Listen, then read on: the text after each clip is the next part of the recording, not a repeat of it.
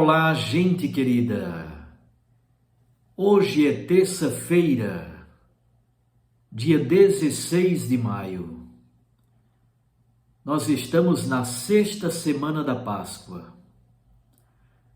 E no Evangelho de hoje, Jesus faz a revelação da sua partida para o Pai. O texto é de João, capítulo 16, versículos 5 a 11. Naquele tempo, disse Jesus aos seus discípulos: Agora parto para aquele que me enviou. E nenhum de vós me pergunta: Para onde vais? Mas porque vos disse isto, a tristeza encheu os vossos corações. No entanto, eu digo a verdade. É bom para vós que eu parta. Se eu não for, não virá até vós o defensor. Mas se eu for, eu vos-lo mandarei.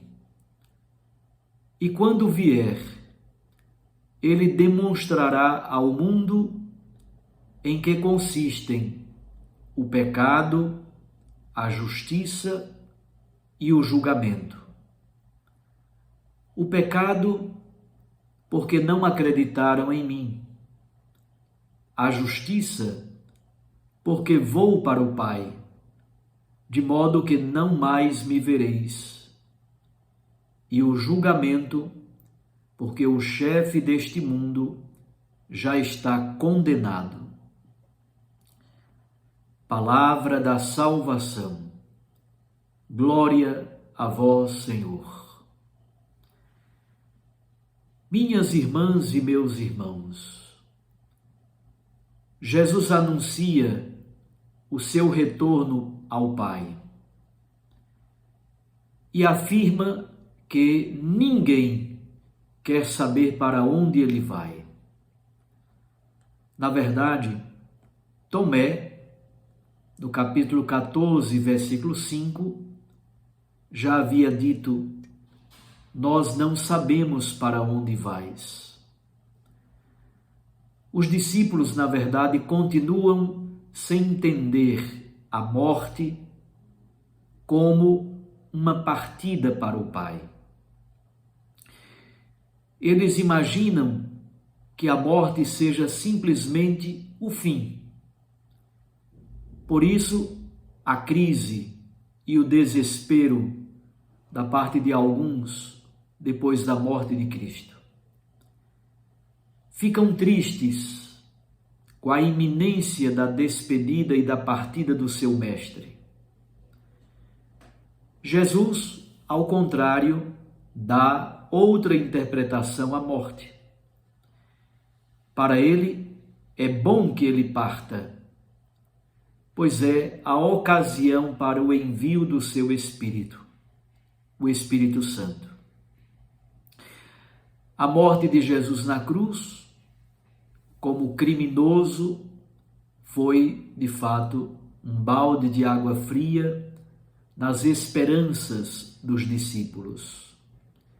Nós recordamos, por exemplo, os discípulos de Emaús que vão conversando, voltando para aquela aldeia. Eles dizem: Olha, nós esperávamos que ele fosse libertar Israel, mas já faz 3 dias que tudo aconteceu e nada mudou. De fato, se levarmos em conta, por exemplo, o texto do livro do Deuteronômio, no capítulo 21, lá se diz que é maldito todo aquele que morre dependurado. Então Jesus morre como um criminoso.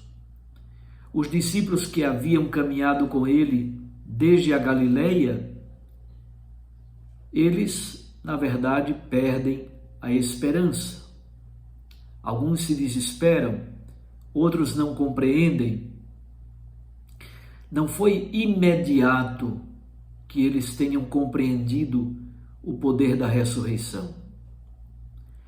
Como disse, Jesus dá outra interpretação completamente diferente à sua morte. Ele diz: o Espírito Santo permanecerá para sempre com os discípulos, atualizando, presentificando Jesus Cristo ressuscitado, atualizando a presença de Cristo ressuscitado e também confortando a igreja, sobretudo nos momentos de perseguição.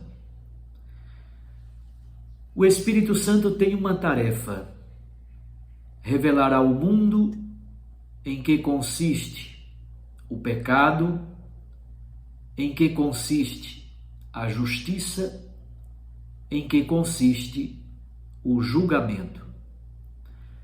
No Evangelho de João, o pecado, fundamentalmente, é a incredulidade, a dureza de não abrir o coração, de não aderir a Cristo Jesus.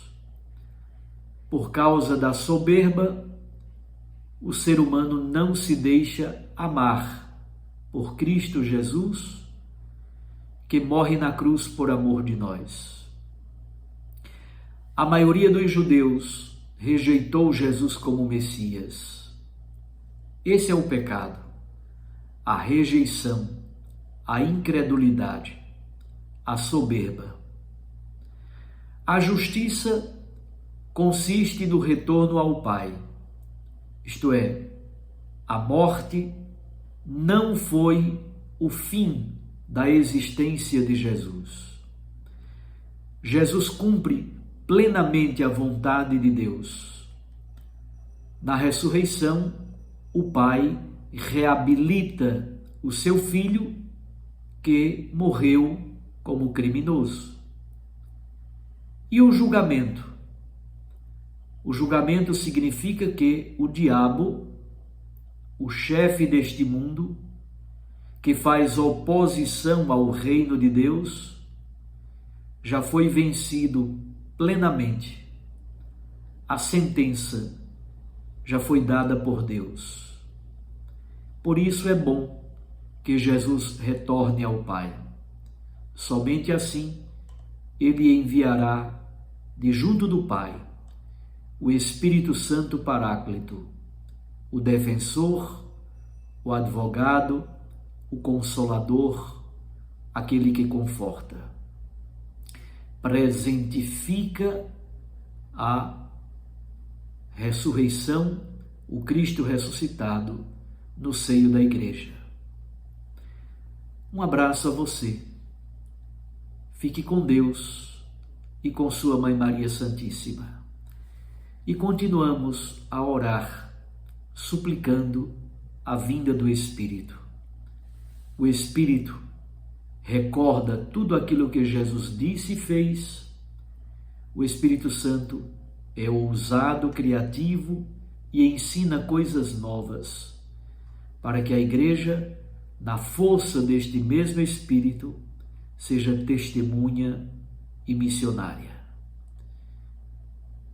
Eu os abençoo, em nome do Pai, e do Filho, e do Espírito Santo. Amém. Até amanhã, se Deus nos permitir.